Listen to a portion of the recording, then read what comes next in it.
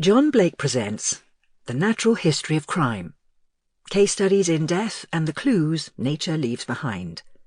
Written by Patricia Wiltshire and read by Charlotte Strevens. Introduction. In Britain, there is little doubt that your accent tells the listener a great deal about you, particularly if you are English, because it is so associated with class. And whatever anyone says or thinks, class attitudes still persist. I have lived in the southeast of England for most of my life, but I know people still find it difficult to classify me because my accent is a Welsh one. Though slight compared to the one of my youth, my accent is unusual enough to be an advantage, but is also quite tedious when people want to know where I am from, and then proceed to regale me with anecdotes about their holidays in the Principality. At social gatherings, it is a similar situation if you do something rather unusual for a living, like being an airline pilot, surgeon, or ballet dancer. It can be tiresome to be cornered and trapped into inquisitorial sessions about the nature of the day job when you want to relax and enjoy an occasion. Emotionally, maritally, professionally and socially, my life has been a patchwork quilt, some parts being dull and threadbare, and others rich, colourful and lively. It certainly provides plenty of anecdotes, and it doesn't take much for me to become the centre of storytelling at a party, when guests somehow find out a little bit about me, and that I have worked in criminal investigations for 30 years. Been a university lecturer, descended into the black depths of deep caves in northwest Spain to bring up chunks of sediment, on a rope and without any previous experience, and broke 3 ribs doing it.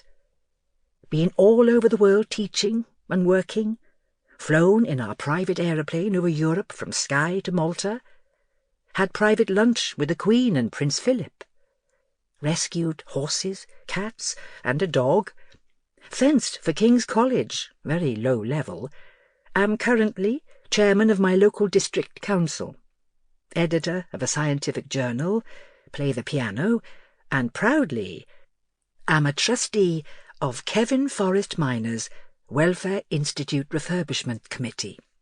But at least I am not assailed with assorted ailments and requests for remedies, as most medical doctors and dentists must be. One thing many want to know is how I trained to be a forensic scientist and what led me into the field.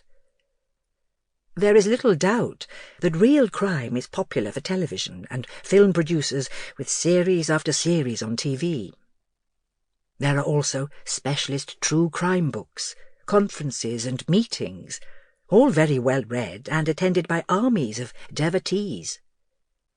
The hunger for stories about actual criminal work never seems to diminish, but I suppose that's because those who are interested never have been, nor will be, involved.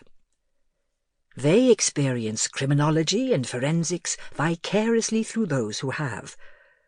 I am certainly taken aback at just how many people yearn to be a forensic scientist, because it must all be so interesting. In my last book, Traces, I outlined just how I fell into the field of forensic science, and the truth is that I have never had any formal training for the subject at all. On the other hand, I had received the most stringent education in science at King's College, London, where standards were high, and the fear of failure made sure that you kept focused on your studies. This was when this University of London College had relatively few students.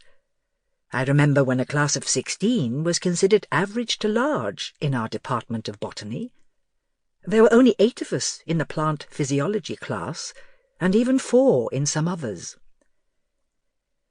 In the late 1970s, the process of mergers with other colleges and hospitals started, and King's became the juggernaut it is today.